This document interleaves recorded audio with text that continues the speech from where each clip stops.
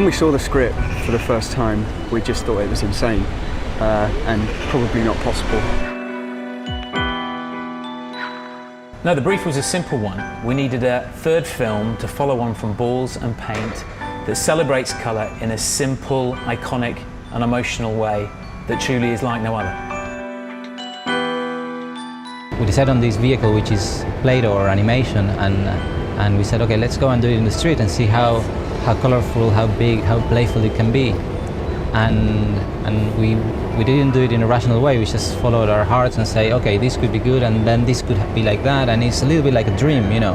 It doesn't make much sense, but it feels kind of good. We spent quite a while just playing around with different designs and looks, and trying to find something that was not too sophisticated. It's all really quite old-fashioned stop frame techniques. It's nothing sort of state of the art about it. Underneath all the plasticine is a combination of foam and wire, and then so you can just kind of turn them a little bit like this so that you can look around. The animation itself was very much sort of rehearsed boot camp fashion, whereby we spend a week with a bunch of animators doing it again and again and again until they can do it in their sleep. We've got a minute and a half to do every frame. The bunny starts as a blob, and he's got to turn into something else. So I've got to make replacements for the blob to turn into a bunny. You've got a very small window of opportunity in one day because you've got real daylight. We weren't using any lights or special kind of lighting equipment, so we were using what we had, available light, which runs out in New York quite quickly because of the skyscrapers and the big shadows swooping across. And animators go.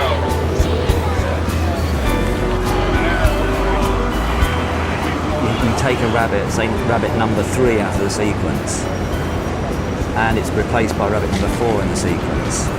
And then that rabbit number 3 that you've taken from here goes into another sequence over there where you take away rabbit number 2 and you put in rabbit number 3. So there's never any wasted rabbits. All the rabbits we had are in shot. Fire all cameras. I think we broke a few records with that shoot. I mean, firstly, the most animators on any set.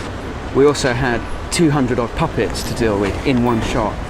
We also did it outdoors, so we had the public walking amongst us, and we had to work with all of that. So it was one big experiment from the beginning, and it just, new problems unfolded every day. It was really like no other shoot I've ever done, or probably ever will.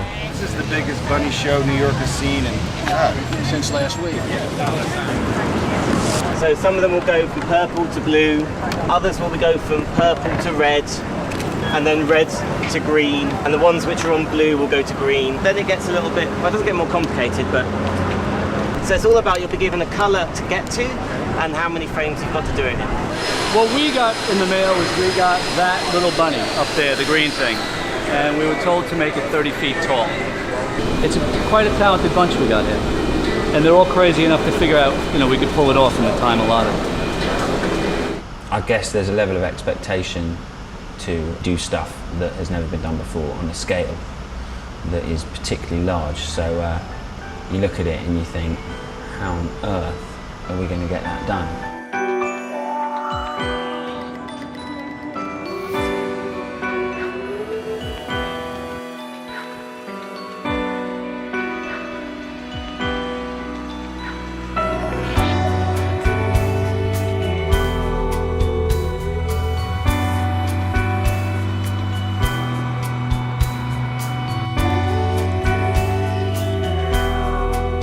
Why is there a big red bunny in the middle of this beautiful, I guess, holy square?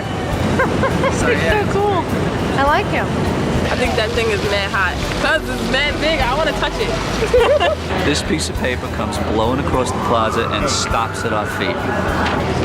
And it's the bunny.